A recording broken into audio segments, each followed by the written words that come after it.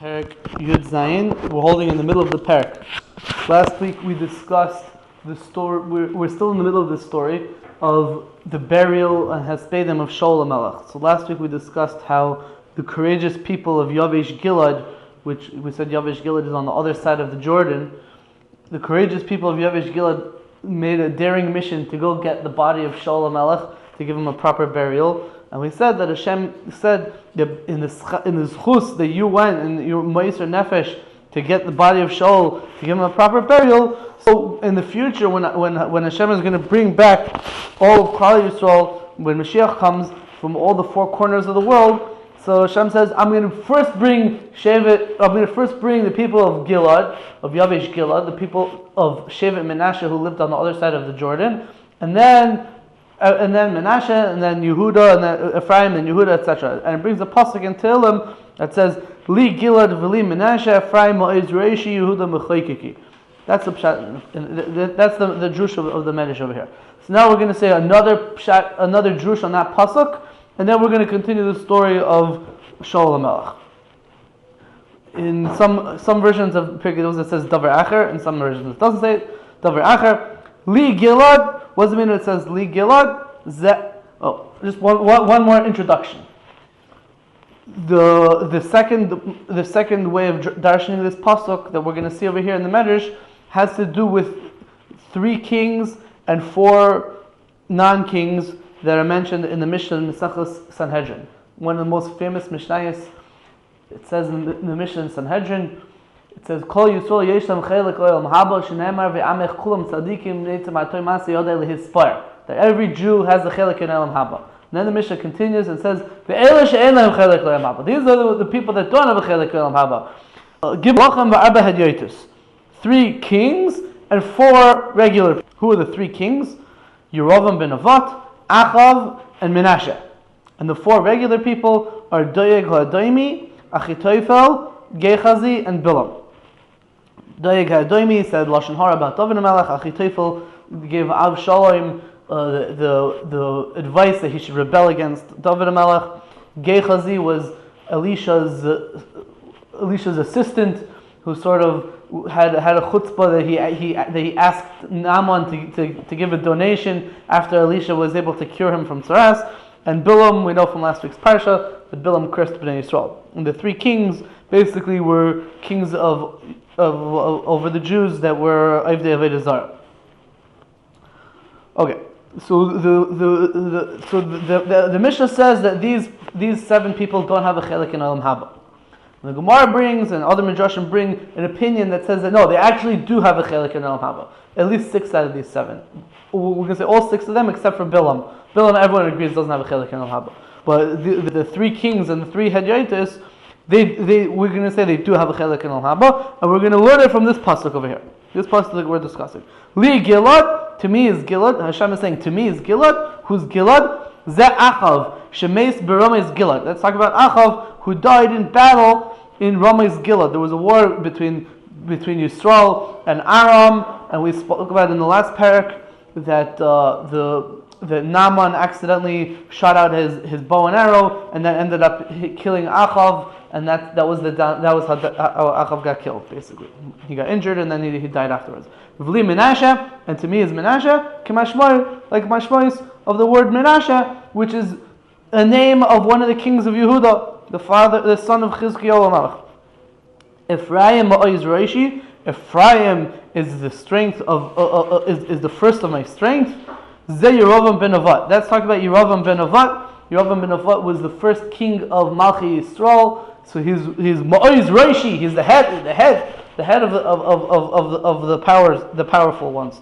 Ma'iz reishi. He was the first king of Malchi Yisrael, and he was from Shevet Ephraim. We'll speak more, Be'ezus Hashem, about Yerovam ben Nevat in a few moments. Yehuda mechaykiki, Yehuda, the one who is mechaykik, the one who makes the laws. Achitophel, let's talk about Achitophel, who was originally an advisor to David HaMelech, and then he sort of turned on him and gave bad eitzas gave an eitzah to Avshalom that he should rebel. Moyav sir rachzi, the pasuk says, Moyav, the pot of my cleaning, of my bath, Gehazi, that's talking about Gehazi, because what happened was that Elisha told Naaman, who was the general of Aram, Elisha told Naaman that he should go to the Yarden as a mikvah, and that's how he could get cured of his tsaras. So the Indian of and then afterwards Gehazi, who was Elisha's assistant, asked Naaman to give him a donation. He wanted to make some money off of the miracle.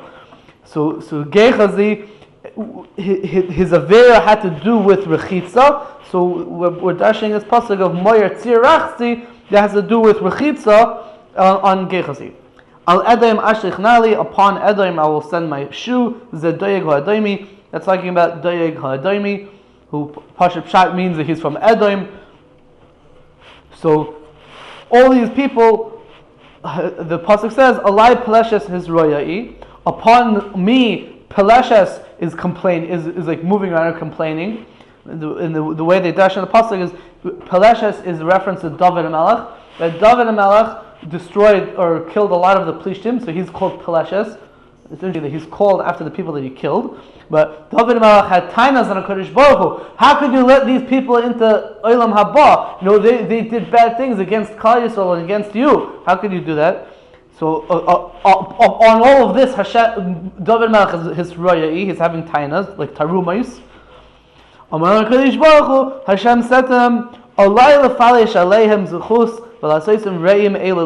Upon me it is incumbent to find zuchus of merits for them, and then I'm going to make all of them friends together. Make David HaMelech and Yerovam ben Nevat and Menashe. All these people are going to be like friends, meaning they're all going to go to Olam Haba together. Even though the Mishnah says all these people don't have a chelik in Olam Haba, so this medrash it's an opinion that's also brought in the Gemara holds that they do have a chelik in Olam Haba, even despite the horrible affairs that they did. Fine. Now we're going to continue the story of Shaul Melech. Rabbi Pinchas Omer. Rabbi Pinchas says, "Le'achar shana shenehoreg Shaul uvano." A year after Shaul and his sons were killed. Now the Mefarshim say that in other places, in the Yalkut and Rashi and Yavamas, say that this didn't happen a year after Shaul was killed, but it happened 30 years after he was killed.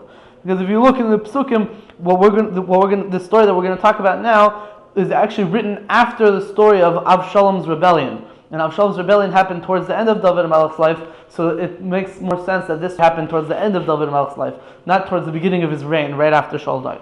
So it's not supposed to say that after a year, but after 30 years. That's what the Radal says this, the Marzu says this, Seder Darius also brings this down, that it should really say 30 years after. What happened 30 years after Shaul died? Ba'a Ra'av Shalosh Shanim B'mei David.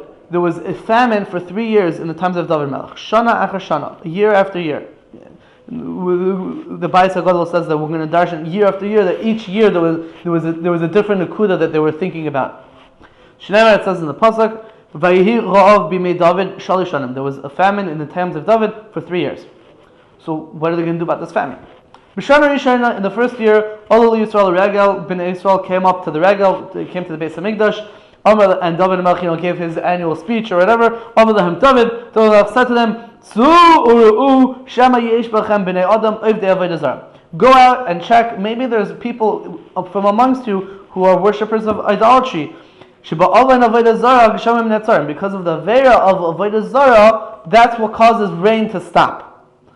So we have this famine, we want to deal with it. Let's make sure that there's no Avodah Zarah, and then that'll clear it up. Shnamar, it says in the pasuk, etc. It says in the end of the pasuk, it says the heavens are going to close up and there's not going to be rain.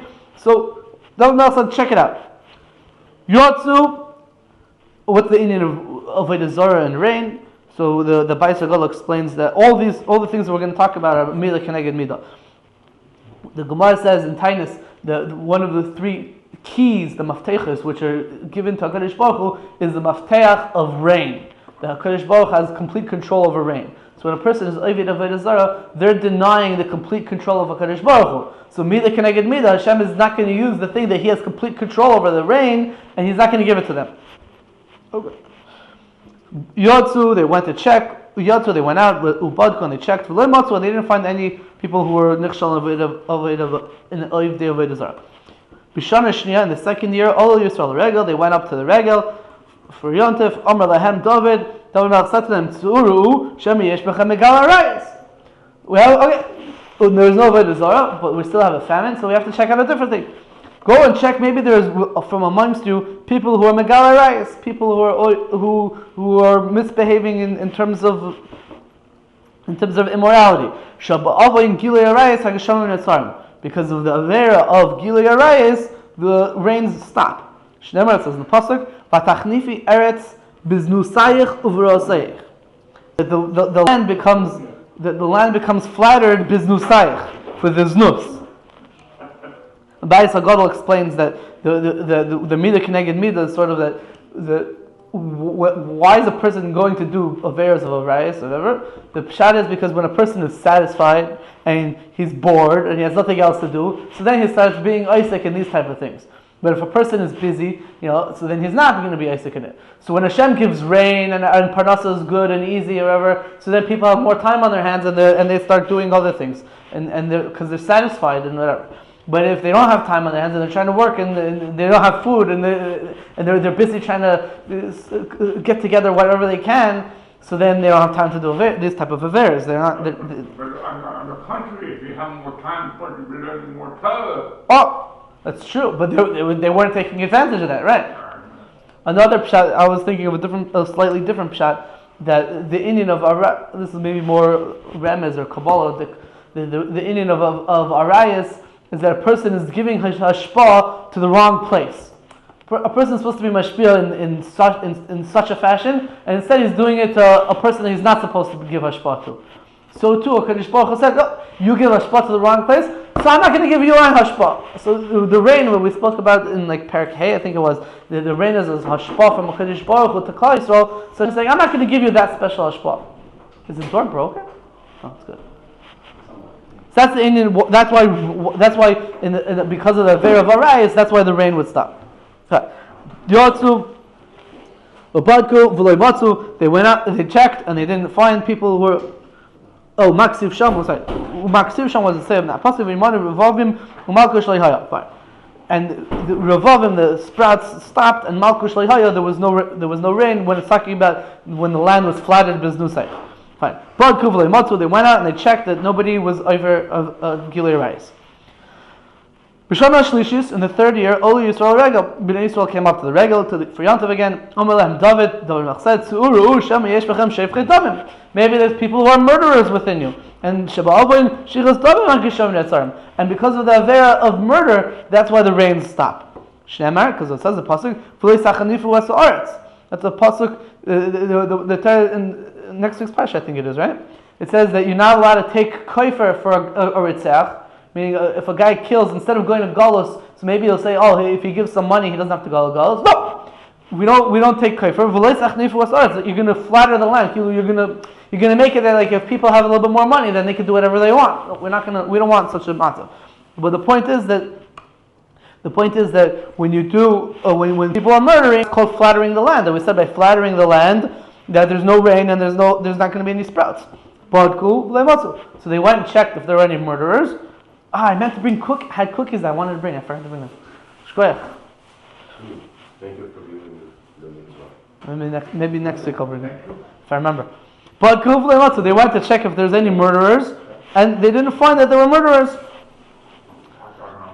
Other midrashim, amen. Other midrashim say in Yevamis, it says another thing that they went to check if there were piskei tzedakah b'rabim ve'en Nesinim, people who pledged to give tzedakah in public and then they didn't give it. They said they got up in shul or whatever. They said, I'm going to give $1,000 to the shul, and they never gave it. Or people that didn't give Trumas HaMaasros.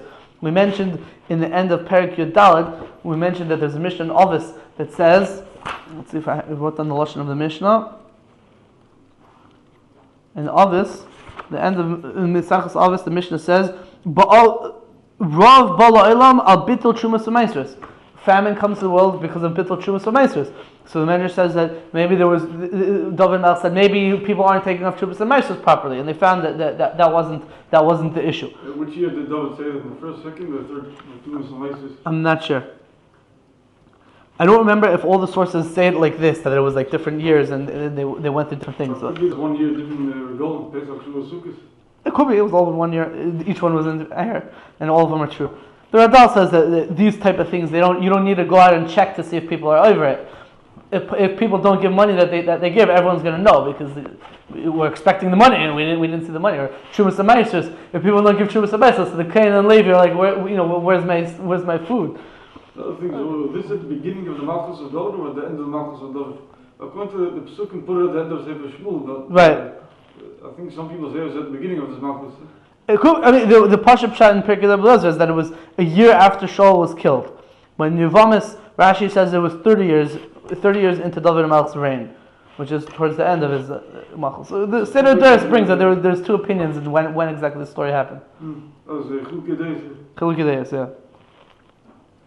Okay, so what is the problem, Mai? So what are they supposed to do? Oh, and the pshat in Midah Kneged Midah of murderers to not having rain is because you killed somebody else. So Hashem's going to say, okay, well, I'm not going to make sure that you live either. So there's no rain, there's no food. So what did happen? What was the affair? Why did they have a famine? Amar Lam David. So David and Al said, from here on, the matter is only dependent on me. Or the Kafta V'Ferech brings in Perek Yud Aleph, Perek Zayin, the Kafta V'Ferech brings this Perek Yud as a slightly different gersa. It says, Mikan ve'elach ena davar tolui ki im betfilah. From here on in, the matter is only dependent on davening. Miyad Amad David lefnei Kadosh Baruch Hu v'hispal. David Melech stood in front of Kadosh Baruch Hu and he davened. He prayed to Hashem, and he wanted to know, what can I do what can I fix to make it that this famine will stop? V'amarloi al Shaul. Kadosh Baruch Hu said back to him, because of Shaul. That was the answer. The answer was because of Shaul. Now, the next 3 lines over here in Pirkei Eliezer are the mamish don't make any sense. Not mamish, but if you read it, it's very difficult. So we're going to read it and sort of translate it literally, and then point out that it doesn't really make sense, and then I'll tell you what other sources which bring down the same medrash the way they have it, and we can read it a lot easier and understand exactly what's happening. David said, Master of the universe, Eini Shaul, I'm not Shaul. Because in my years, in my lifetime, under my reign, there was no Avodah Zarah in Bnei Israel. And I'm not Shaul who was anointed with the oil of anointment. And I'm not Shaul who, it seems, argued on Shmuel Navi. So what happened of it? It's a little bit difficult to understand exactly what these things are talking about. And as the Mefarshim speak out, that it's a mistake over here. And really it's supposed to read it like this. Take out the words Amar David Rebbeinu Shalom. It's a continuation of what Hashem is talking to David about.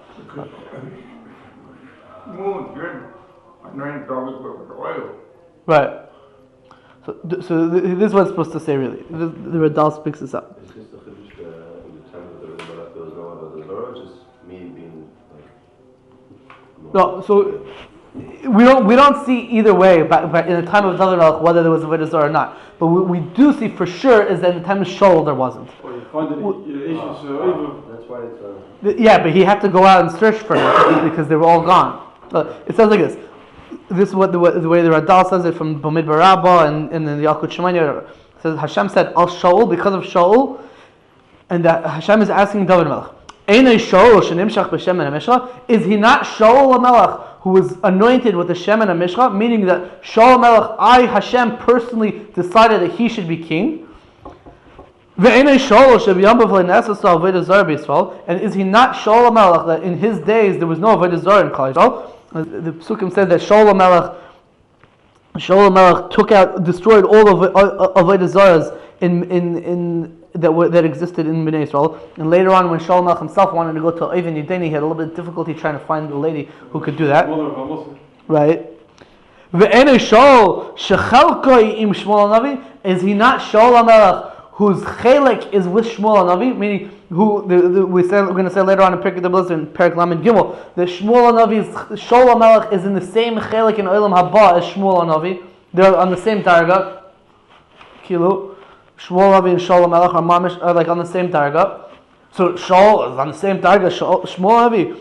And so what's the problem?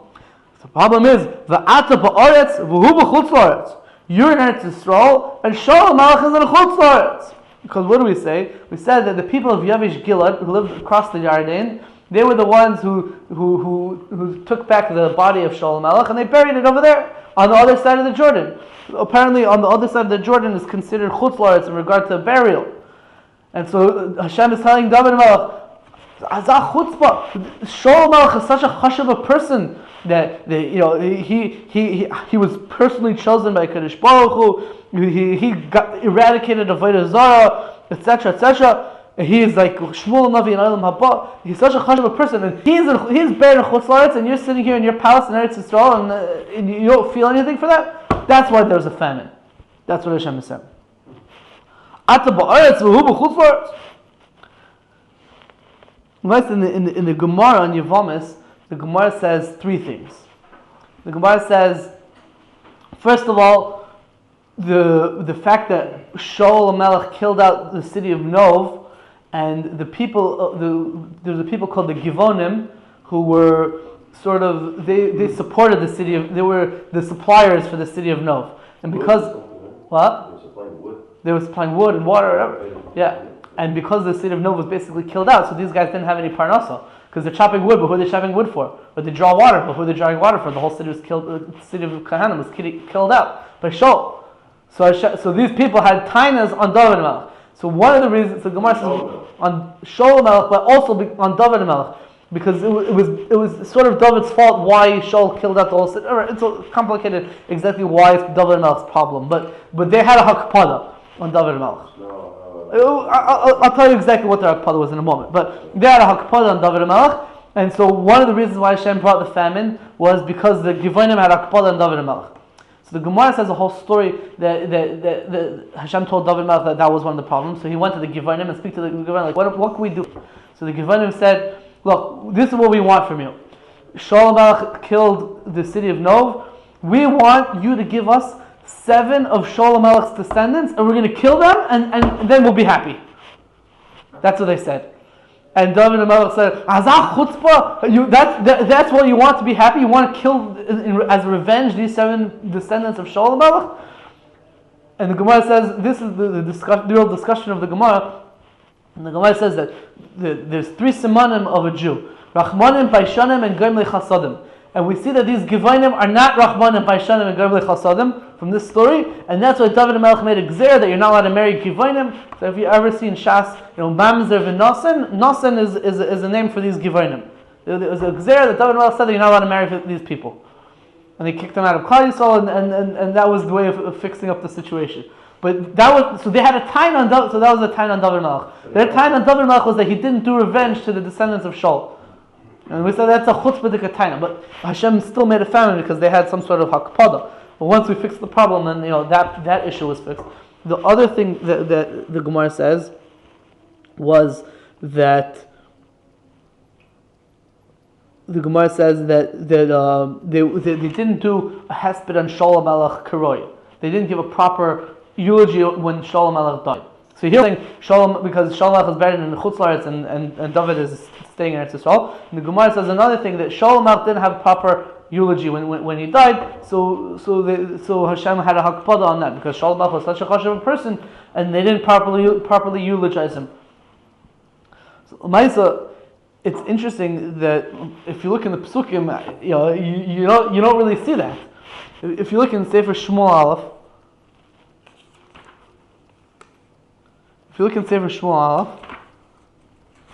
what is this? This page. The last 11 Pesukim of Shmuel Aleph are. No, where is it? Yeah. The last 11 psukim of the first parak of Shmuel Beis, Shmuel Beis, the first parak, the last 11 psukim of the parak are all about how they said all kinds of eulogies and lamentations over the death of Shaul HaMelech. So you see the psukim that Vayikain David es Sakina Azois al Shaul Val Yonasan Benai, and they said Vayomer L'Lamed Bnei Yerukoshes. That was the refrain of the thing. It says, Sham naflu niga magen giborim magen shol, all these different things, and in the end of a few psukim later it says that Bnei Saul were crying and they were saying Eich naflu giborim b'seich hamelchama Yehonasan Abba Misayah Cholol. It says that they did give a good eulogy. Eich naflu giborim vayavdik klei melchama. What's the Gemara saying that they didn't give a good eulogy? So the Eitz Yosef on Ein Yaakov in Yevamis, was it Ayin Ches, says that they gave a eulogy, but it wasn't good enough. They should have done more. That's one shot. The Maris Chayes in Mesachas Yevamis says a different nekuda. So, it's a very interesting point that he makes.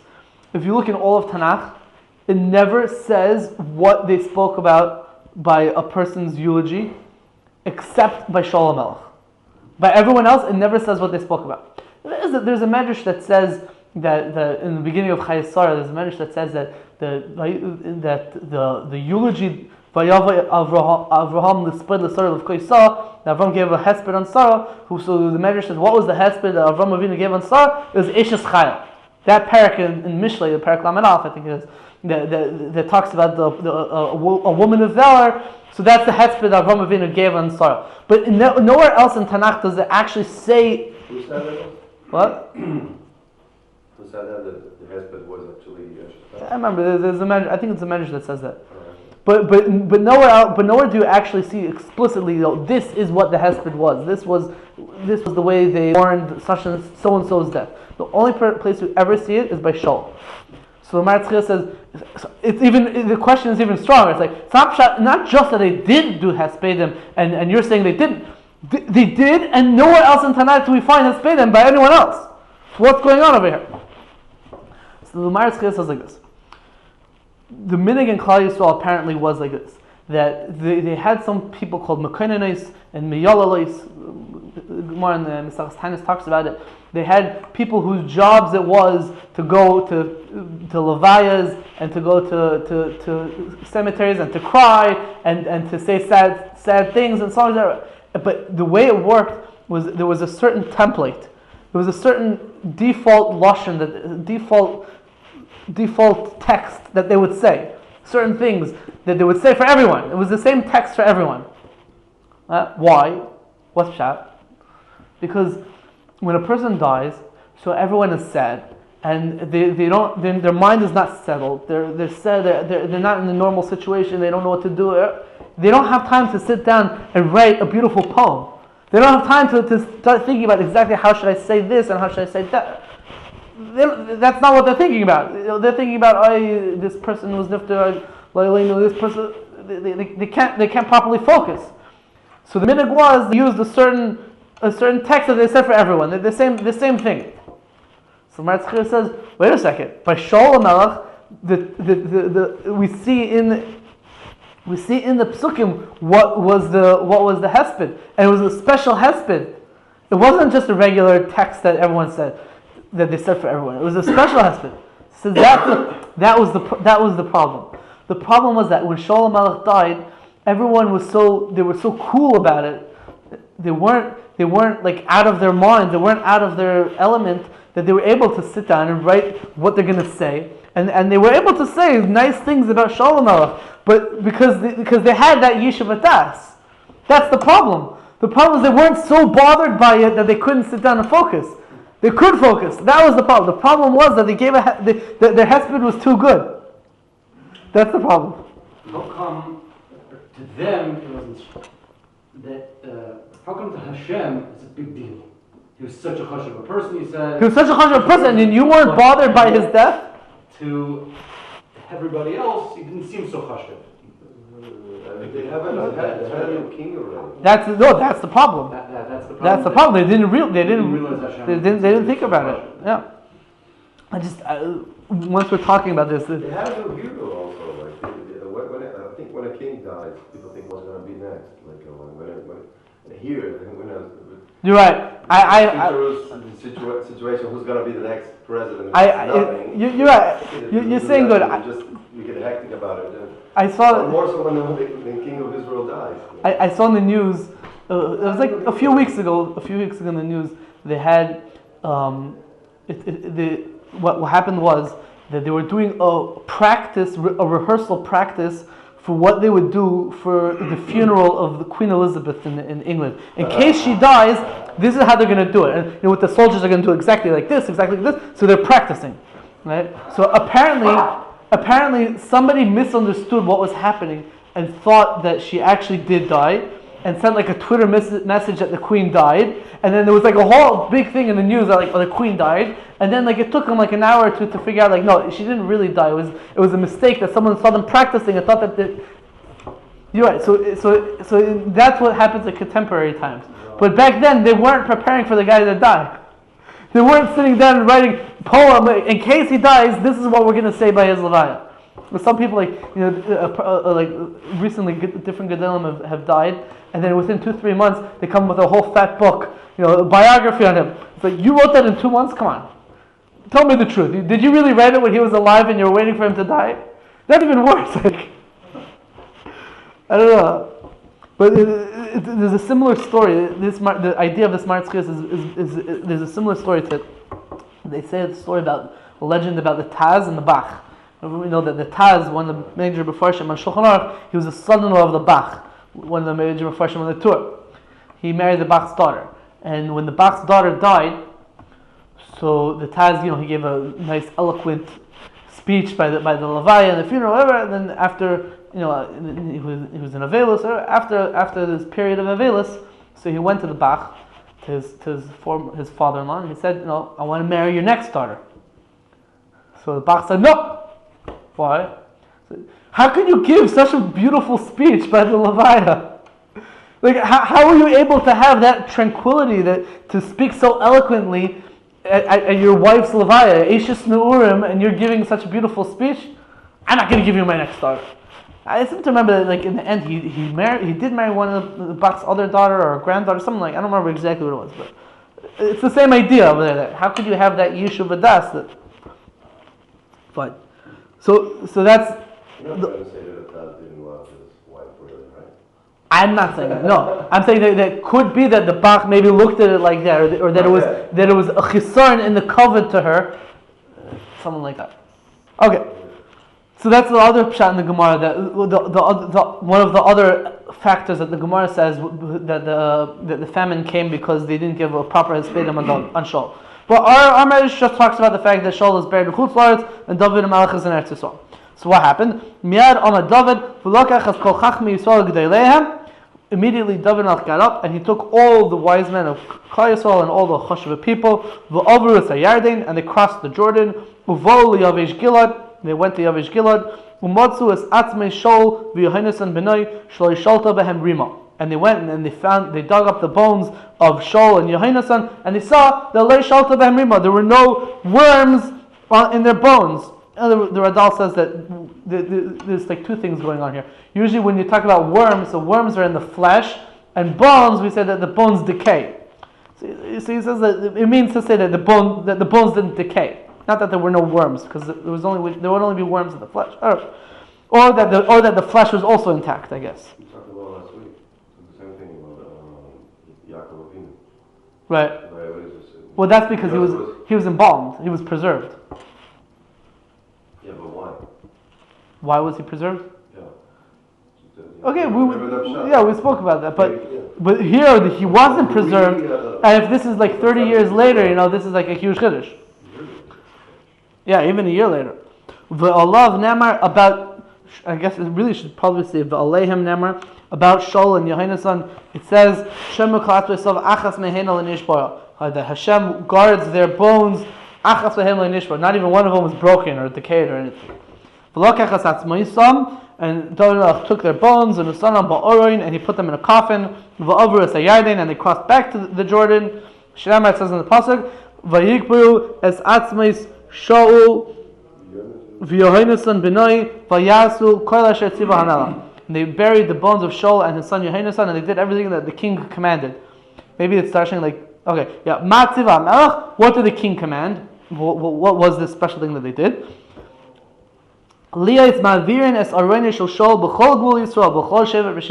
They would go and they should transport or pass around the coffin of Shaul throughout all the borders of Klal Yisrael, from every shevet and shevet.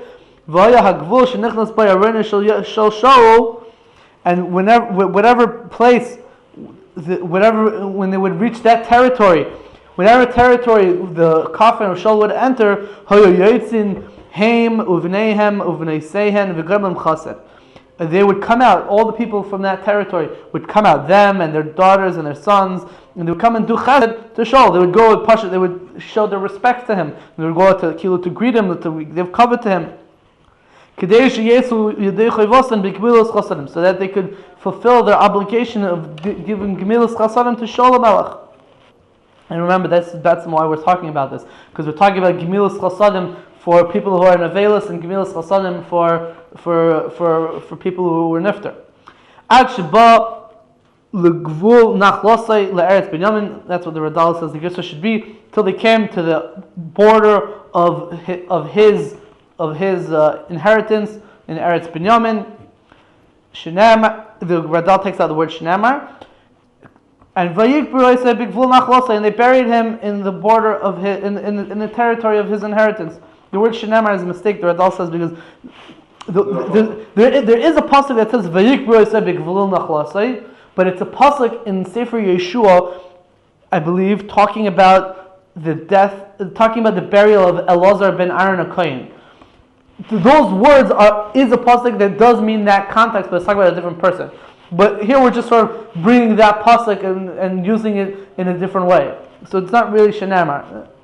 Fine, that's what the Radal says. Where is the kever of Shaul?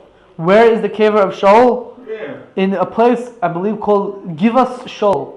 Not we call Givat Shaul in Yerushalayim now. No, I think it's between Amot and what's it called? The Reches. That's Shmuel Navi. No, it's not Shmuel Navi. It's a place that's hidden. We don't know what the what's it called? The tomb. I don't know. We don't know what the tomb is. Do you? Well, I don't think we do. Shaul's tomb. I don't know if we know where it is. That's but the pasuk says that he's buried in a place called Givas Shaul. Yeah, that's what I'm saying. In the hill of Shaul. So where is that? I don't think we know where it is. Do you know? Do we know? Eretz Binyamin. Yeah, Eretz Binyamin. Eretz Binyamin was a very small territory. Yeah. I think they had the smallest nachla. So you're not talking about a very big area. Okay, so we'll go out and look for it. We'll take a I heard tour. someone saying that's not a place. Bring suntan lotion. That now belongs to the Arabs and whatever it's in between Ramot and whatever it's over there. What's based? Shuafat. Whatever. There's a road to what's it called? Neve Yaakov? Yeah. So the left side is all Arabs and stuff. Ramallah. No, before. Before Ramallah. This is the Beit Hanina. Shuf. Oh, but yeah. And where the light rail goes, not the exactly. Over there. You been there? You been there yet? I've never been there. People said that Shver told me that back in what's it called when the Jordanians were here and they wanted that place exactly to build a palace or whatever for the king, and they didn't. There was a protest and stuff because they knew that maybe that's the place where Shaul Melech is buried. And more confusion about it. So why don't they go there and find out and make it decent, make it a decent place? Interesting. So basically the halacha is that usually you don't give hespedim for somebody after 12 months after the guy's nifter, but in this case the Mefarshim speak out that since his body was still intact, so the halacha is that you could still give hespedim. So this is what they did. They took him around, and everyone would pay their last respects to him, and then they buried him in Eretz Yisrael proper. Once the Kadosh Baruch Hu saw that all Bnei Yisrael did chesed for Shaul Melech, miyad nismali rachamim. Kadosh Baruch Hu was filled with rachamim. V'nosan matar al haaretz, and he gave rain to the land. Shneimar says in the pasuk, "Vayosar leikim la'aretz achreichen," and Kadosh Baruch Hu heated to the land afterwards, and then there was rain again. I wonder what's going to happen. What choice has to happen in California that I should give rain over it? What? There's a famine there? Yeah, it's been for a long time. Good hespedim over They're going to there. have rain over there. I didn't hear about it. They got a lot of crazy stuff going on over there. Okay. So now we're going to move on to another story. We're going to speak about Yoshiyahu HaMelech. King Josiah, Yoshiyahu HaMelech, the tragic story of Yoshiyahu HaMelech. I guess we'll give an introduction. After Shlomo HaMelech died, so his son Rechavam took over as the king, and Rechavam, he wanted to know, how do I treat the people? He never read Machiavellian's The Prince, so he didn't know how to deal with people. He didn't know how to be a king. So he spoke to his advisors, and his older advisors, the older men, told him, be nice to them and try to do good for them, whatever. And his younger advisor said, "Oh, you got to be tough and you got to show him who's boss." So because he's a young guy, a young schnook kilo, so he took the advice of the younger advisors, not the older advisors, and he was tough with them. And people they weren't so interested in, Shlomo HaMelech himself was a nice king, but he was also pretty tough. And he said, my pinky is fatter than the stomach of my father, meaning he's saying that I'm going to be even tougher than him, right? So he was even tougher. So a lot of people were not interested in him being their king. And it happened to be that one of Shlomo HaMelech's servants, whose name was Yeravam, who sort of tried to start a rebellion before and ran away to Mitzrayim, he decided he's coming back, and a lot of people ended up following him. So this guy became a king of Yisrael. Yeravam ben Nevat, he became the king of what's called Yisrael, and Rechavam became the king of what's called Yehuda, and it split. Achia Hashilaini, who was the Rebbe of Eliyahu Navi, he was the one who appointed Yeravam ben Nevat as the king of Yisrael. So Hashem did agree to it in some ways. It wasn't like Stam rebellion against. That's basically what happened. Yeravam decided, he had competition, because what happened was the halacha is that you go to every 3 times a year. You have to go to Eretz Yisrael, you have to go to Yerushalayim to Idolatry. So that people are going to go to Yerushalayim, and then they're going to be so enthralled by what's happening over there, and they're going to want to have more shaykhs to what's happening in Yehuda and Yerushalayim, and they're not going to want me as king anymore. So what did he do? He outlawed going to Yerushalayim and said, instead of going to Yerushalayim, here we're going to have one avodah zarah over here in Dan, and one avodah zarah over there, and where's the other one? Beisel. And instead of going to Yerushalayim, you could do whatever your avodas you have to do, whatever religious practices you could do it over here. You don't have to go there in order to make sure that people don't go there. Okay? So basically, what it says in the Navi is that after this happened, one time he was over there serving his avodah zarah, and Iddo Hanavi, I believe it was Iddo Hanavi, comes and tells him off for all these things. And Iddo Hanavi gives him a nevuah that there's going to be a descendant of David Melech named Yoshiyahu who's going to come and he's going to fix up all these problems over here. He's going to get rid of all these avodah zarahs. And then later on, there's going to be a person named Yoshiyahu. By the time Yoshiyahu was born, Malchus Yisrael was already completely gone. Sancheiriv already sent them out. They don't exist anymore. But this is the story of Yoshiyahu. This is the introduction to Yoshiyahu HaMelech. Rabbi Nisanel Omer. Rabbi Nisanel says, Shloish mi'ay shana ad shalei noilad Yoshiyahu nikra shmoi. 300 years before Yoshiyahu was born, his name was given. Shenamar, it says in the pasuk, this is the nevuah of Iddo Hanavi. Hine bein noilad leveis David Yoshiyahu shmoi. Behold, a son will be born to the house of David. His name will be Yoshiyahu, Josiah. And the Medrash Pirkei Avos brings this again in Perek Lamed Beis. There's going to be a list of different people in Tanakh whose names were given before they were born. Yoshiyahu was one of the people. His name was given 300 years before he was born. The Radal and the Marzu make a cheshbon of exactly how you get to that number of 300, and they say that it's really a little bit more than 300. It's lav dafka. We'll call it about 300 years. Who gave the name? The Nevuah? The Nevuah said that there's going to be such a person, and when he was born, whatever, his father named him Yoshiyahu. That was the kiyum of that Nevuah. That was a realization of that Nevuah. The Nevuah gives the name. So Hashem gave Hashem said that, Hashem told Avraham Avinu, you're going to have a son, and his name is and you're going to call him Yitzchak. And he had a son, and he named him Yitzchak. So who gave him the name? Avraham Avinu gave him the name Yitzchak. But Hashem told him beforehand what the name was going to be. So here it's the same idea. So that's the king Yoshiyahu. Uben Shmeina Shana Malach. He was 8 years old when he became king. V'chinar ben Shmeina Shana Mahi Daitoi. A kid was 8 years old. Mahi daitai. What's his das? What's in his brain? How does he know how to lead? How can he be a leader? So the way the Marzur reads it, you have to say it like this. Ella, rather, even though he was 8 years old and he was a kid, still he recognized the truth when it confronted him.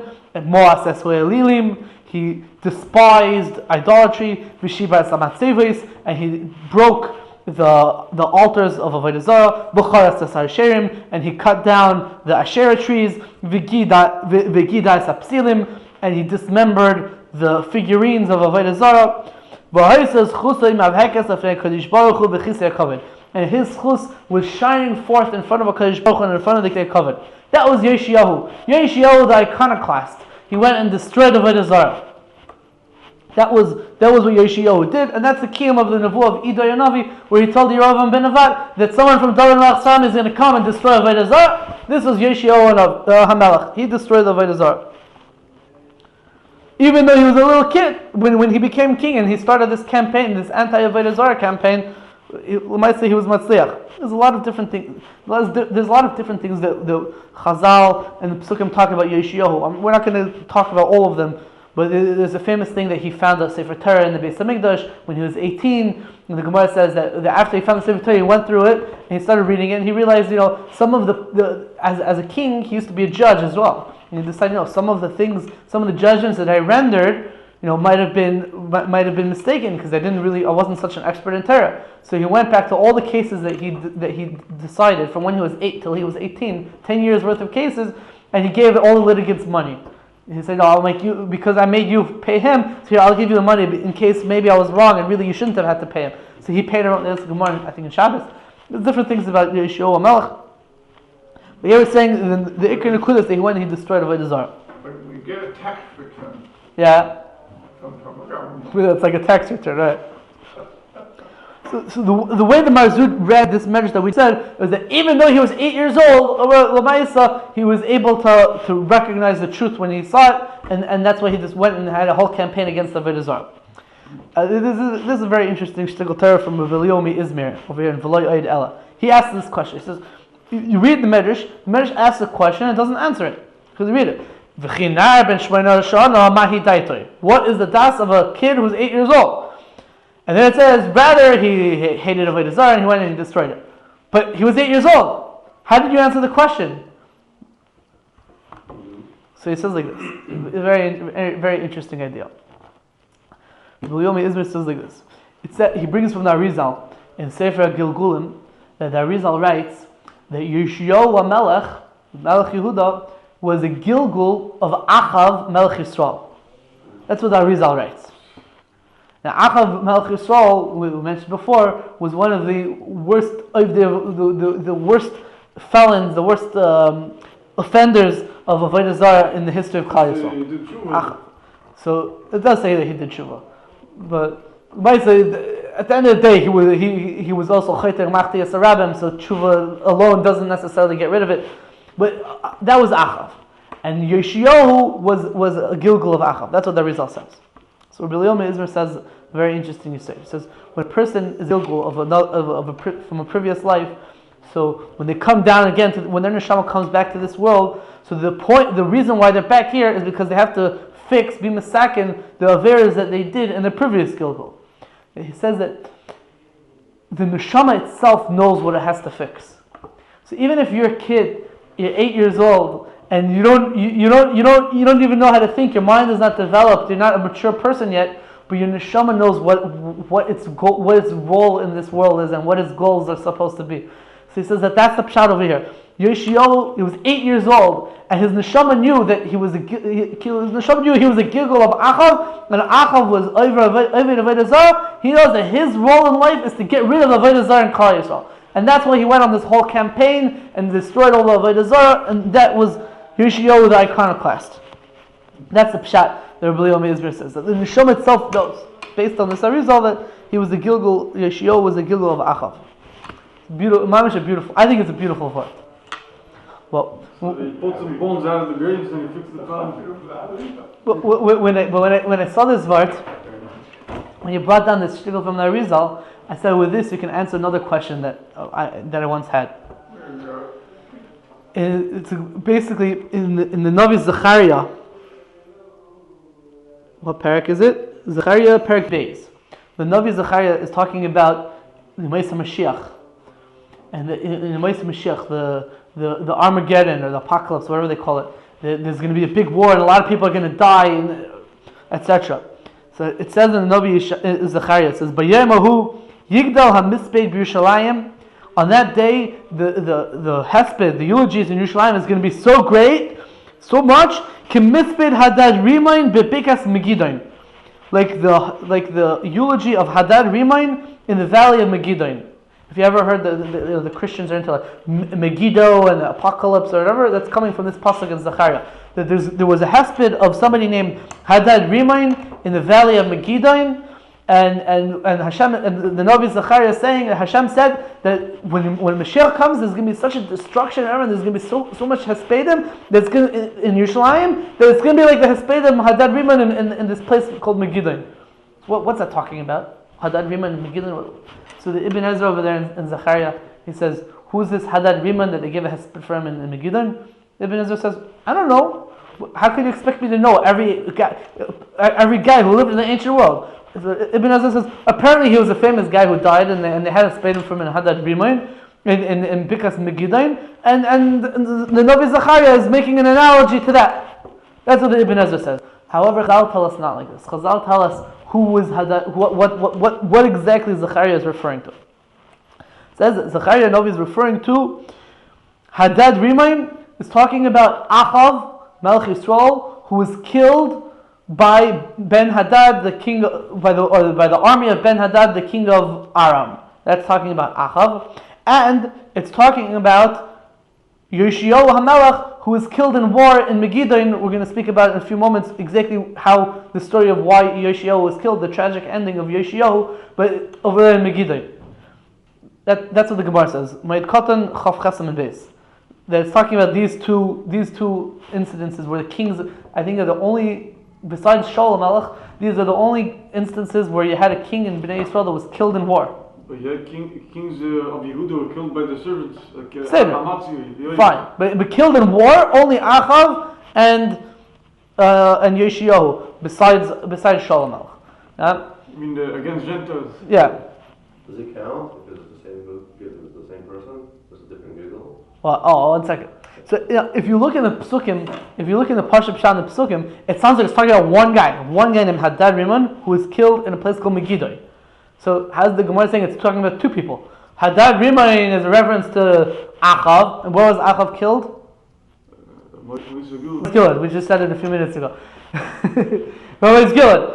So Achav was killed in Ramay's Gilad, and Yoshiyahu was killed in Megiddo. So the Gemara is sort of like taking half of this story, and saying that what the psukim that says Hadad Riman in Megiddo is talking about, Hadad Riman is talking about Achav, and Megiddo is talking about Yoshiyahu. It's sort of like splitting what seems to be one story into two stories. So how does that work? So if you learn like the Arizal says that Yoshiyahu was a Gilgal of Achav, so really it is one person. The Navi seems to be talking about a hesped of one person. Yeah, we are talking about the hesped of one person. If you learn like the Rizal, I think it's not mamish much. It's not mamish. It doesn't really answer the question completely, but it makes it's not such a question. Yeah, the Navi is talking about one person. He's talking about two Gilgulim of that one neshama. The first Gilgul is killed by the northerners, and the second one is killed by the southerners. Yeah, that's interesting. What is the source of the result It's also like a scriptural source. We don't ask what was the source of the Arizal. The Arizal himself is the source.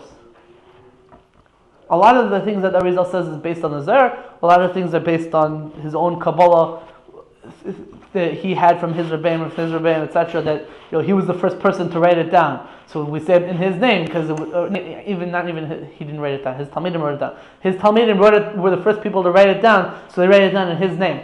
He heard it from his Rebbe. That's what Kabbalah is. Kabbalah means to accept. Why is it called accepting? Because you accept it from your Rebbe, you accept it from his Rebbe, etc., going back up. So what's his source? His source is Kabbalah. But Rabbi Chaim Vital said that he was born to write down the Ketav Ha'arizal. Right. He helped us with like Iddo. Right. Also, Iddo himself was on a very high level. Right. So he got all this information from very high level. Right. Which See- shows you the point that only with 3 minutes can you come to a real understanding. Right. So it's, you can't really ask what's the source of that result. That result is a source. Yeah, I mean, Okay. Have that feeling of, ever have that feeling it should just melt and dry out? Instead of asking a question. yeah.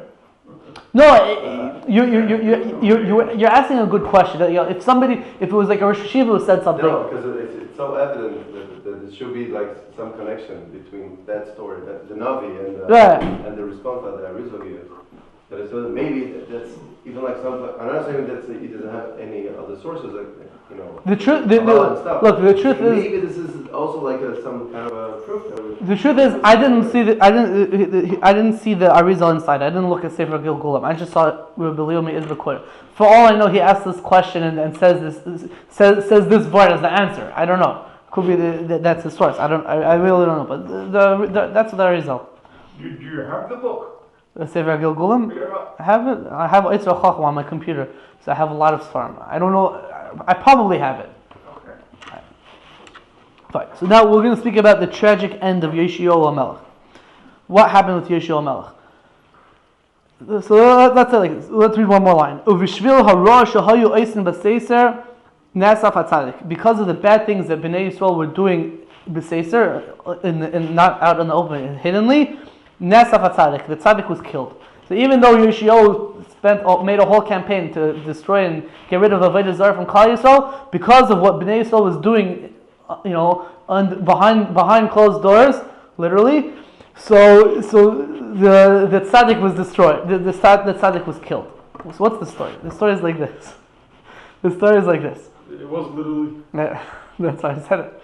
The story is like this. The story is that the two main superpowers in the world in the time of Yeshiyahu HaMelech was Bavel, who had sort of just taken over from Ashur, and Nebuchadnezzar's father from Bavel. They took over Ashur, and now they're the main superpower over there in Mesopotamia, and in the northeast, and in the southwest, they had Egypt. Egypt was also a main superpower then. And the name of the king of Egypt at that time was Paro Nechoy, Paro the lame, or I guess in modern Hebrew they call him Paro the handicap. So Paro Nechoy and Nebuchadnezzar were major rivals in control. Who has more control in the world? And we're going to have a war between Paro Nechoy and Nebuchadnezzar. Paro Nechoy wants to go fight Nebuchadnezzar. Now the thing is, if you want to go from Bavel, if you want to go from Mitzrayim down here to Bavel up here, you have to pass through Eretz Yisrael. Pashtus, you have to pass it. You could go around and sort of avoid it by going like from like south and then going like east of Eretz Yisrael, and sort of like the way that Bnei Yisrael went through the desert and then went through like Ammon and Moab. But the easiest way is to just cut through Eretz Yisrael and go straight to Babel, right? So Paro Nechoy wants to go fight Nebuchadnezzar, and he wants to cut through Eretz Yisrael to go fight Nebuchadnezzar and Babel.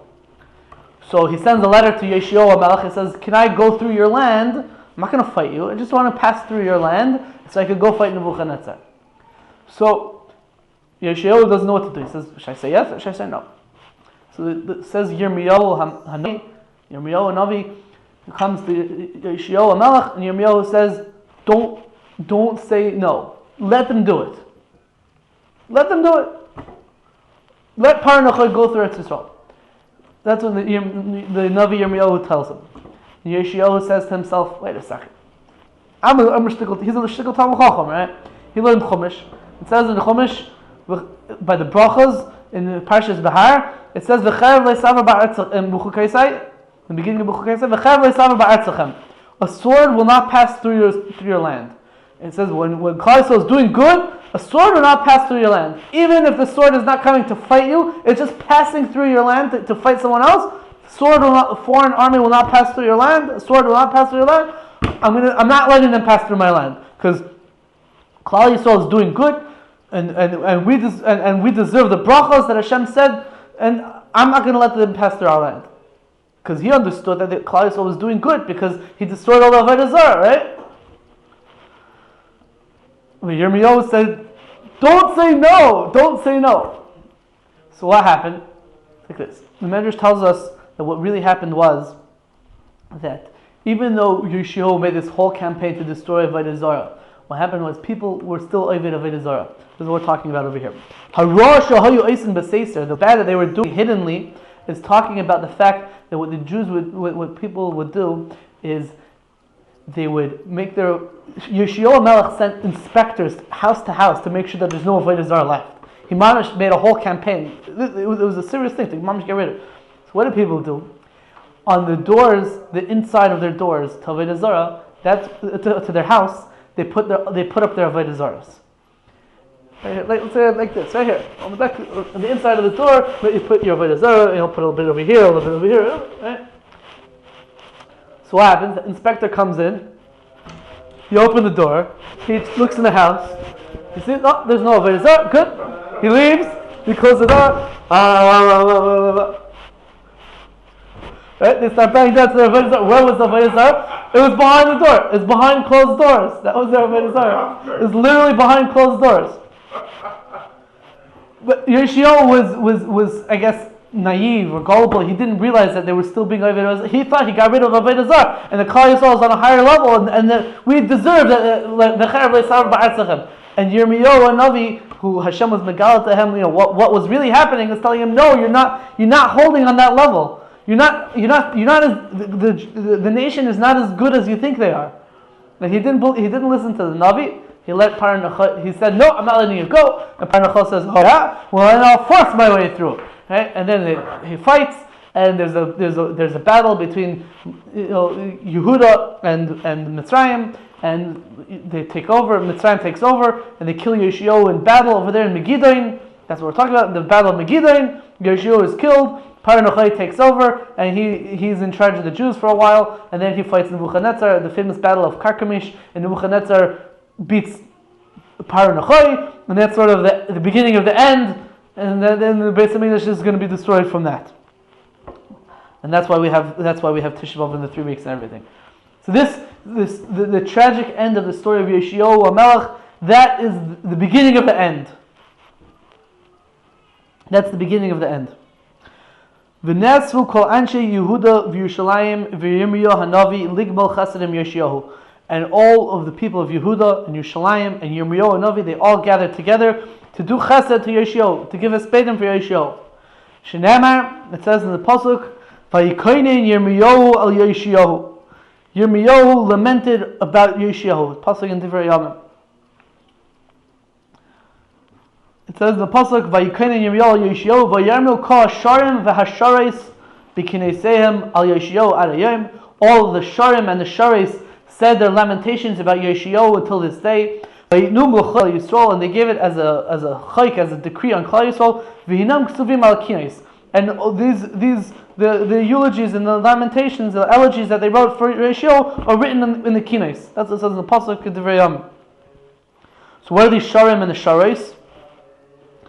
Rabbi Meir says, Hasharim, what are the Sharim? Elu ha-Levim ha'onim al duchanim b'shir. It's talking about the Levim who would stand on the platform when they sang the songs of the Beis Hamikdash. The Hasharais, what are the Sharais? Elu neshei sehen. These are, Sharim are singers, and Sharais, male singers, and Sharais are female singers. So who is it talking about? It's talking about their wives, the wives of the Levim. And the Radah says that's just like we say, like we have a Kohen, so Kohen's wife is called a Kohenes, or a Levi's wife is a Levia. So if a Levi is called a Shar or Sharim, so the Levium's wife is called Sharis. Same idea. So that's what Rabbi Meir's pshat. Rabbi Shimon Aimer loy al Levim and Rishem. Remember, it's not talking about the Levim and their wives. It's talking about all the wise women in Klal Yisrael that gave Hespedim on Yoshiyahu. Shnema, it says in the pasuk, Koyamar Hashem tzivakos, his boyno v'kirul m'koinenais usvayana. So said Hashem of the legions, you should have Hespedim about it. Think about it. V'kirul m'koinenais, you should call all the m'koinenais, the female people who give lamentations, usvayana, and they should come. V'chein kiblu aleihem kol Yisrael liyos goimlin chesed im kol chachmei Yisrael ugdeilehem, And just like they gave Hespedim on Yeshiyahu HaMelech, so too the Jews accepted upon themselves that they're going to do Chesed, meaning they're going to do Hespedim, proper Hespedim, on all Chachmei Yisrael and Gedolei and Gedolim of Klal Yisrael. Shenemar, it says in the end of that pasuk, it says Vayitnu L'Chai Klal Yisrael, and they made it as a chayk, as a decree in Klal Yisrael.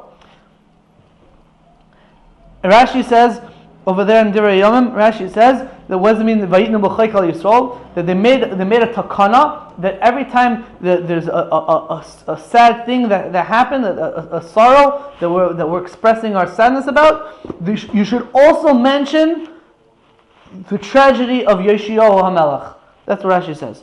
Rashi says, when there's any pain or crying, they're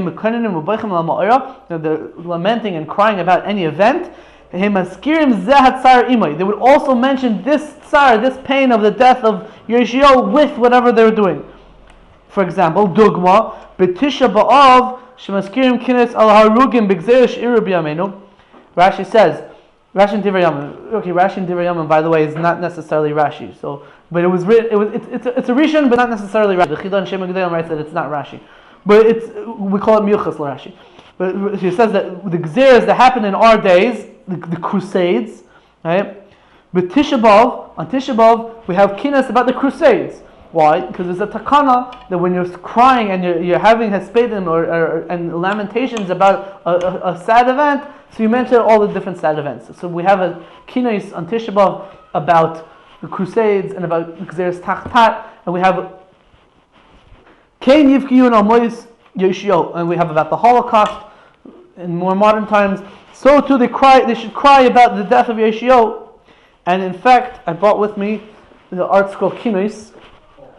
And if you look at Kina Yud Aleph, on the day, Tisha B'Av day, Kina Yud Aleph, Vayikoinen Yirmiyahu al Yeshio.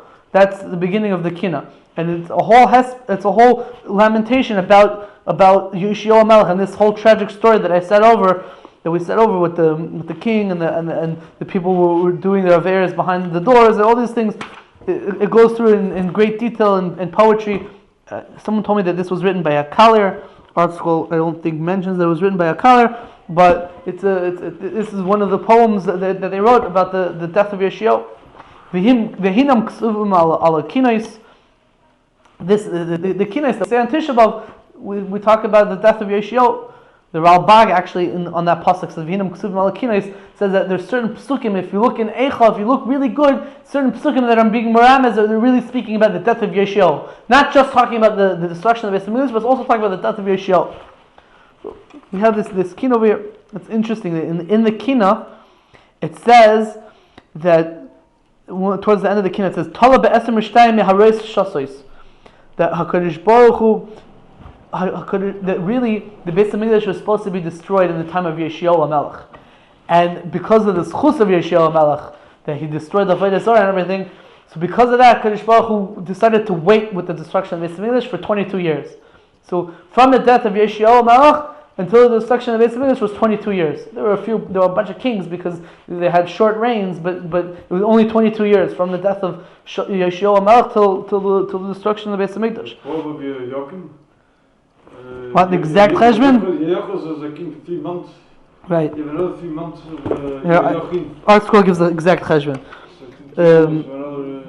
After Yeshiyahu was Yehoyachaz for 3 months, then Yehoyakim for 11 years, and then Yehoyachim for another 3 months and 10 days.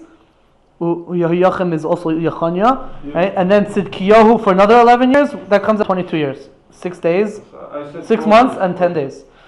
So that's 22 years, 6 months and 10 days after Yeshiyahu was killed was when the Beis Hamikdash was destroyed.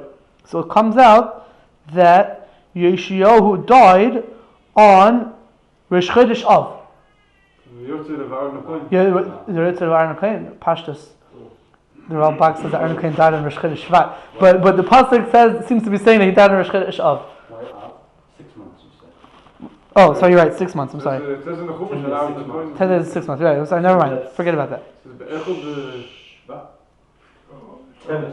Well, it depends if it was reburial or not. So now we're getting into real problems. Okay, whatever. So it was not off. So it wasn't tough. No, scratch that. We said because it was 6 months. I forgot the 6 months. Because right, but it's a funny Ralbag. The Ralbag says that Chodesh Chamishi by Aaron HaKohen, it means Chamishi from Tishrei, not Chamishi from Nisan. So he says it's talking about Shvat. Where do you find that in the whole Tanakh? I don't know, but that's what the Ralbag says. It's not Pashut Pshat. You're right, but because the Ralbag says this, I say it's not Pashut. But Pashut Pshat is that he died in Shosh off. Fine. So that's the story, the tragic story of Yeshayahu HaMelech. And we think about it every year, because that was mamish the beginning of the end. He thought they were on a higher darga than they were. You should have listened to the Navi. That's the problem. When you don't listen to the Navi, you're treading on ice. Yeah, but it's funny. But anyways, that the whole clause for all like bound to work with Israel and stuff. And maybe that's no. What I don't know if it was the whole Klal Yisrael. He did a pretty good job probably getting rid of it. But maybe a lot of people. I'm saying like maybe the doom, what's it called, the end of the destination and stuff. It can be only because of that wrong turn. Of not listen to the Navi. That's right. Much bigger stuff. Yeah, of course, but all of it adds up. Really, it seems like this is maybe the straw that broke the camel's back. It says somewhere that the Litzani Adar was doing that. First to Litzani Adar? I think so. Okay, could be there's such a lashon. Second of all, it says in the passage that Hashem was still upset about Menachem for all the blood that he spilled. I think to explain that if in the generation of Yeshua they would have really done tshuva, then Hashem would have forgiven also retroactively for Menachem. But they didn't really do tshuva. So like you said, it mounted up. Right. So if Hashem was still upset about Menachem. Okay, let's try to finish the parak. Shlomo HaMelech saw that the midah of Gemilas Chasadim was a chashuv thing in front of HaKadosh Baruch Hu. This is sort of like the end. This is sort of summing up everything that we spoke about in the last two prakim about Gemilas Chasadim for Chasanas and for Chasanim and Kalas, and Gemilas Chasadim for people who are in Avelis. So Shlomo HaMelech saw how great the Indian of Gemilas Chasadim was in front of HaKadosh Baruch Hu. When Shlomo HaMelech built the Beis HaMikdash, he built two gates. One gate was the gate for grooms, and one gate was the gate for people who are in Avelis and in excommunication. A person who's in Cherem, is Menuda, who's in excommunication, he has a lot of the same halachas as a person who's in Avelis. The Jews would go on Shabbos and they would sit between these two gates. A person who would go into the gate for chasanim, everyone would know this guy is a chasan. And they would say to him, he who dwells in this house should make you gladdened with sons and daughters. Everyone knows that whoever goes to that door is a chasan, so I'm going to stand by the door. Every guy who comes in, I'll say mazel tov to him. That's basically what they did. And give him a donation. Give him a donation. Well, no, when you shake his hand to say mazel tov, you have a check in the hand. And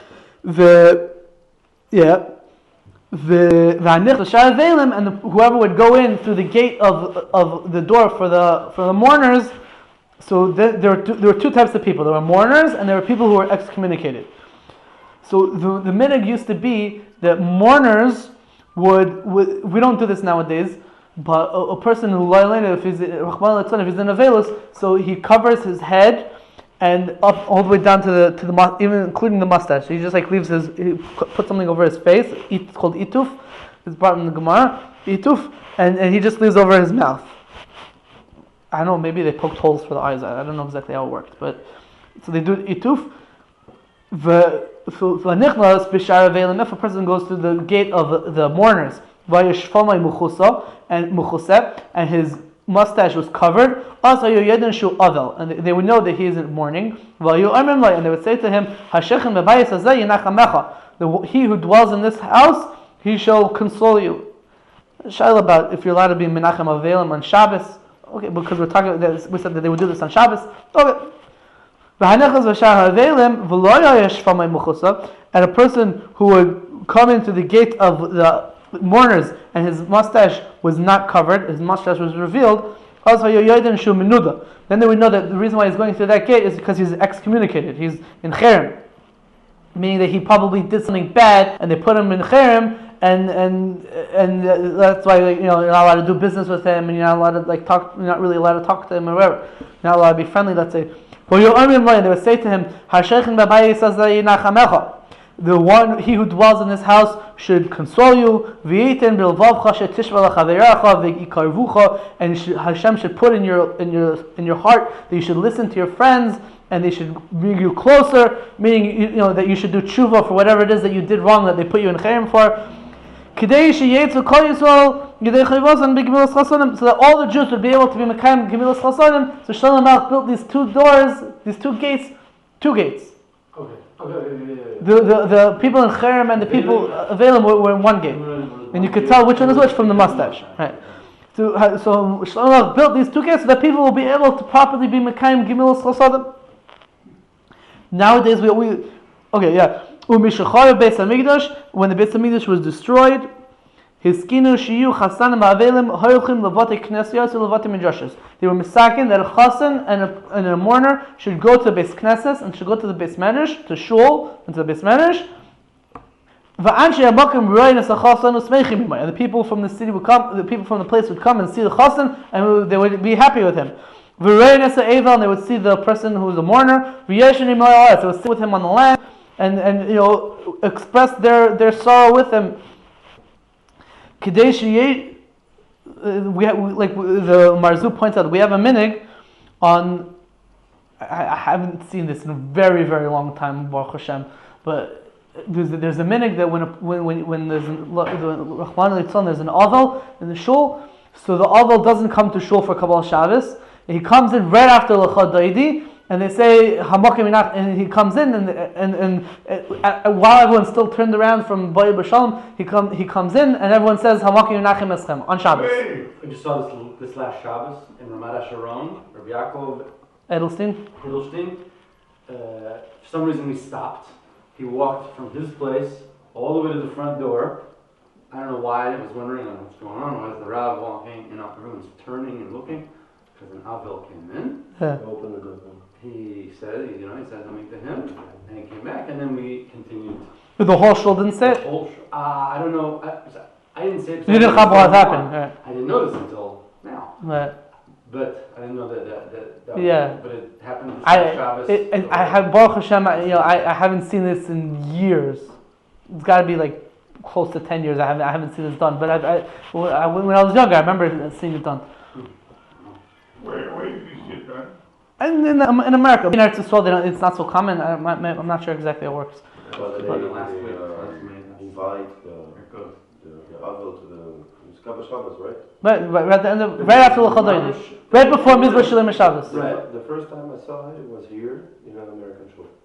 Oh yeah. In Beitar, yeah. Interesting. American shul in Beitar? We're Stern. Oh, that's Stern. American English. But it's interesting, when we spoke about in the Beis Hamikdash, so we said there's three people. There's the Chasan, the Avel, and the guy who's in Cherem. We're talking about Shul, we just talked about the Chasan and the Avel. So Rav Chaim Palachi says, but the guy who's in Cherem, he's not allowed to come to Shul. He's allowed to come to the Beis Hamikdash, but he's not allowed to come to Shul. It's an interesting thing. That's what Cherem is. You're not allowed to daven with the tzibur. Right, you're not allowed to be part of the tzibur, right. But you can still go to the Beis Hamikdash. Right. That's chesed. That's bound chesed by Hashem. That allow him into his. Knesset is a reunion. And the last line, I don't want to mamish get into this, but the last line in the parak says, "V'aleihem hu omer." About them it says, "Baruch atah Hashem, goyim lo sachar tov legoyim le chasodim."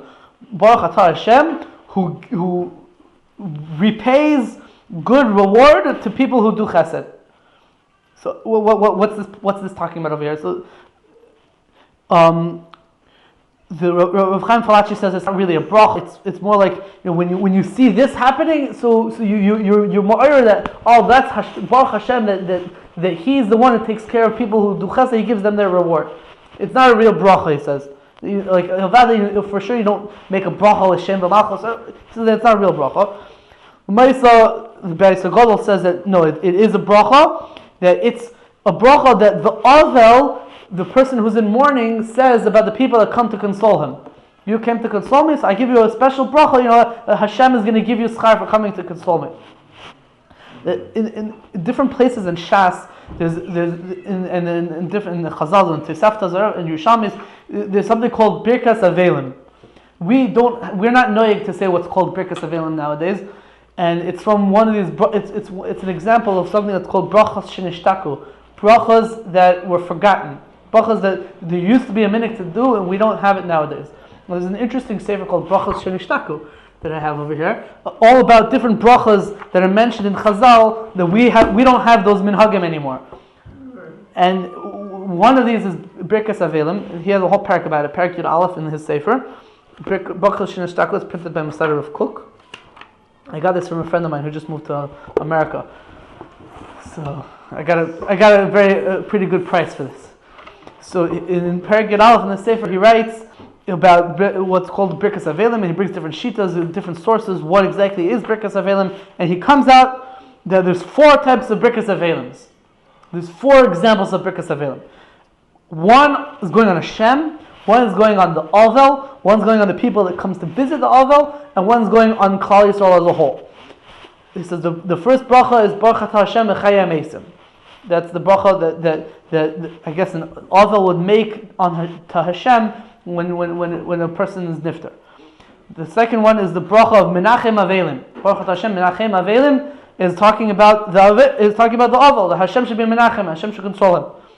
The third bracha, he says, is the bracha that we're talking about over here in Pirkei Eliezer, that is going on the people that come to visit. Goimel Sachar Tov, the Goimel Chasadim, is talking about the people that come to visit. Hashem should give them their reward. And the fourth bracha is Baruch Atah Hashem Eitzer HaMagefa, the one who stops the Magefa. He's talking about all of Klal Yisrael. Hashem should stop death from all of Klal Yisrael, and we should not have to experience these sufferings and all the other sufferings of the Beis Hamikdash and all these other things. That Hashem should bring us the good days and the Bias Mashiach and Binyan Beis Hamikdash Shemheir V'Yameinu. Thank you guys for coming. Have a good